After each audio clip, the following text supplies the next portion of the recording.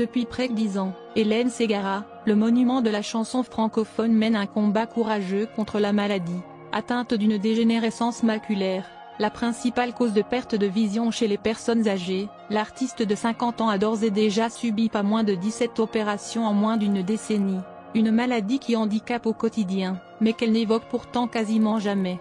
Dans le nouveau numéro d'Ici Paris, le magazine a consacré plusieurs pages à celle qui a fait son grand retour dans la France à un incroyable talent l'année dernière.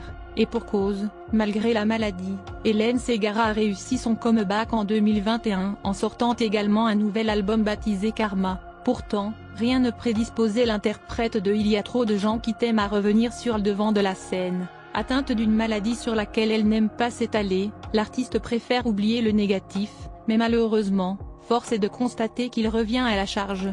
Hélène Ségara s'est vue dans l'obligation de prendre une décision radicale il y a peu. Malgré le fait qu'elle déteste parler de sa maladie, la chanteuse a finalement été obligée de donner plus d'informations à ses fans.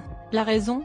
Cette dernière a dû annuler une partie de ses concerts en raison de son état de santé. Après plusieurs mois de lourds traitements, dans le plus grand secret où j'ai toujours tenté de garder le sourire et honorer chacun de mes engagements, je dois me résoudre à limiter ma tournée. Mon nouveau traitement étant long et fatigant, il serait hélas déraisonnable et épuisant pour moi d'enchaîner trop de concerts dans une même semaine, a récemment annoncé la chanteuse via son compte Instagram, et d'ajouter « Je sais combien cette nouvelle est décevante pour certains d'entre vous qui me soutenez depuis si longtemps, mais vous n'imaginez pas à quel point c'est difficile pour moi d'accepter cela ». Révélée par la comédie musicale Notre-Dame de Paris de Luc Plamondon et Richard Cocciante, Hélène Ségara est devenue rapidement l'une des chanteuses à voix les plus populaires de l'Hexagone. Cette reconnaissance Hélène Ségara l'a notamment acquise avec les tubes Il y a trop de gens qui t'aiment, Qu'est-ce qu'on va faire avec ce monde, Elle tu l'aimes, Je vous aime adieu.